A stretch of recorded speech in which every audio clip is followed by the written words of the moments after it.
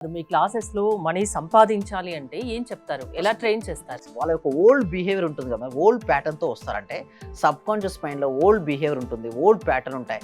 వాళ్ళ లోపల negative emotions, negativity చాలా క్యారీ చేసుకుంటూ వస్తారు మేడం. సో, అందుకోసమే 1, 2 డేస్ వరకు నేను ఎవరితో మాట్లాడను. ఫస్ట్ నేనేం చేస్తానంటే వాళ్ళకి ఎక్కువ మెడిటేషన్ నేర్పిస్తుంటాను. మెడిటేషన్ చేయడం వల్ల శుద్ధి జరుగుతుంది మేడం. మనోమాలిన్యాలు చాలా క్యారీ చేసుకొని వస్తారు మేడం. అంటే ఎలా అంటే వాళ్ళ లోపల ఒక ఈర్ష్య ఉంటుంది, అసూయ ఉంటుంది, ద్వేషం ఉంటుంది, నిరాశ, నిస్పృహ ఇవన్నీ ఉంటాయి మేడం. ఇవన్నిటి తీసేస్తే గానీ అప్పుడు గానీ వాళ్ళ హ్యాపీ ఫీలింగ్ గారు. Joy is the key to the manifestation madam. అంటే ప్రతి ఒక్కరు సక్సెస్ కావాలని కోరుకుంటారు. బట్ లోపల జాయ్‌నెస్ ఉంటేనే సక్సెస్ అవుతుంటారు. నేనేమంటానంటే క్లాస్‌లోకి అటెండ్ అయిన వారందరికీ నేను చెప్పేది ఒకటే. మీరు విజేతల సాంగత్యంలో ఉంటే వారు మీ మెదడుకు పనిపెట్టి మీలో ఆత్మవిశ్వాసాన్ని నింపుతారండి. మీరు సరౌండింగ్ పీపుల్స్ మంచి వాళ్ళు ఉన్నారు మేడం. అప్పుడు వాళ్ళు ఏం చేస్తారు? మీ మెదడుకు పదును పెట్టి మీలో ఆత్మవిశ్వాసాన్ని నింపుతారు. ఒకవేళ మీ చుట్టుపక్కల నెగెటివ్ పీపుల్స్ ఉంటే అలాగే అవుతది. మీరు దేనైనా సాధించగలరని నమ్మకాన్ని ఎవరిస్తారు చెప్పండి?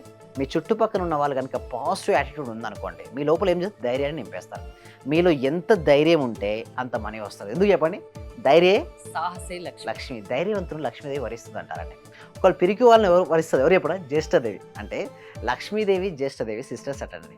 ఎవరైతే పిరికివారుగా ఉంటూ వారు నేను ఏ పని చేయలేను, నా జీవితం ఇంతే అనుకుంటారు కదా! వాళ్ళకి జ్యేష్ఠదేవి పట్టుకుంటూ వస్తది. లేదు నేను నా జీవితంలో ఏదైనా సరే సాధిస్తాను అనే ఆత్మవిశ్వాసం ఉంటుంది కదా! అటువంటి వాళ్ళకి లక్ష్మీదేవి వస్తది.